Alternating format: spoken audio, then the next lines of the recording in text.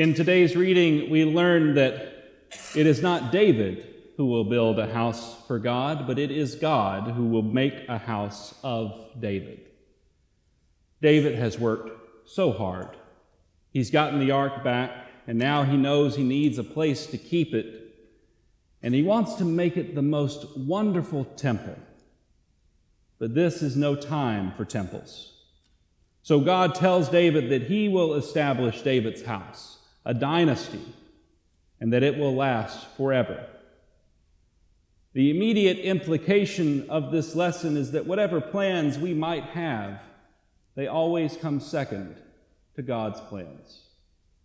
We might have grand dreams and visions for our lives and legacies, but we have to remember that it isn't about us.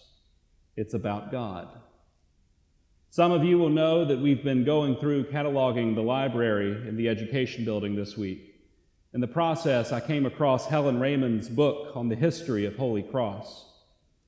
I think back to the founding of this church. The people who were here originally had plans to tear this building down, if you can believe that. They had plans, much like David, to build a grander temple. But God had other plans. And you know, those first members of Holy Cross encountered a number of obstacles in their journey to establish this parish. I was reading about how they didn't have an altar on which to celebrate the Eucharist. And so the first Eucharist here was done on a card table.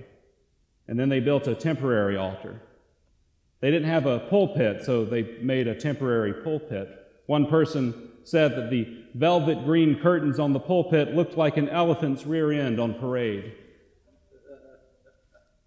And these temporary items remained much longer than anyone thought they would, than anyone had planned, as the new parish struggled to raise the money for a more permanent solution.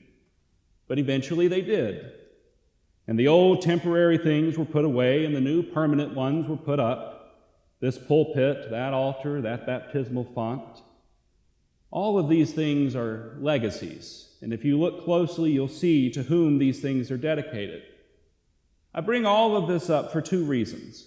One, I think it's important to recognize the important work that went into providing temporary solutions. We needed those things to do our work in this parish, but we all knew that they were not going to last.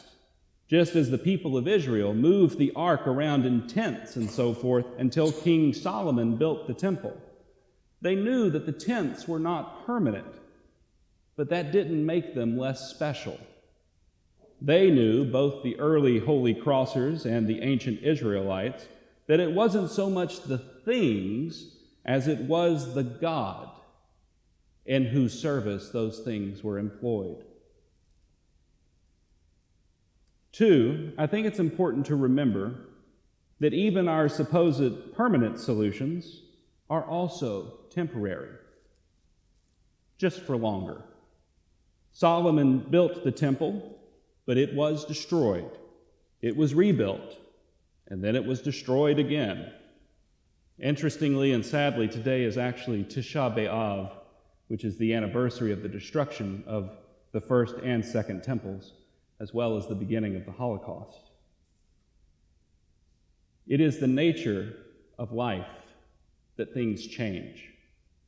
We get older, we change, we die. New people are born, they take our place, they get old, they die, and so it goes. And the things that we do, the monuments that we build, the names that we make for ourselves, all last for a time, but eventually all of it crumbles. I think of the poem Ozymandias by Percy Shelley, where he writes, "And on the pedestal these words appear, 'My name is Ozymandias, King of Kings. Look on my works, ye mighty, and despair.' Nothing beside remains. Round the decay of that colossal wreck, boundless and bare, the lone and level sands stretch far away." But as Isaiah reminded us, God will build for us a monument and a name better than sons and daughters. Many of you will know that I've spent the last few months renovating the education building And as we began moving our offices and classroom operations over there last week, I thought about how the place had changed. And then I thought about how it will change. One day someone will paint it again. Someone will change the carpet again. Someone will redo or undo everything I've done here and elsewhere. And it can be so easy to think all of this, and that because of all of this change, that then nothing matters. To think that because nothing lasts, that therefore nothing matters. But that could not be further from the truth. It's not the age of a thing that gives it meaning. It's not the permanency of a thing that gives it meaning. It's not the grandeur or the scale or the location of a thing that gives it meaning. It is its use.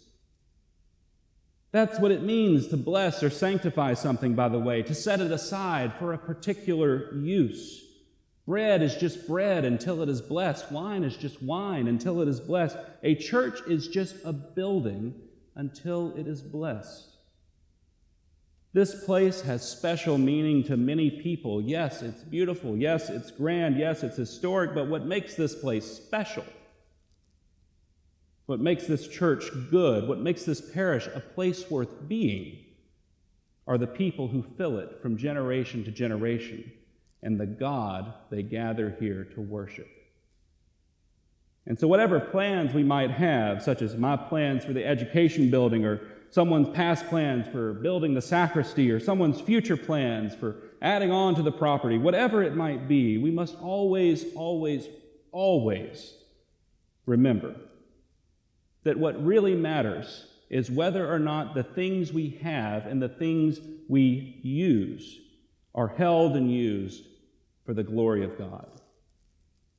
Whether we put the ark in the tent or celebrate the Eucharist on a card table, like the first one held here in 1954, or whether we build a grand temple and construct beautiful altars, what matters the most to God is that His people have come together in His name to give Him His due.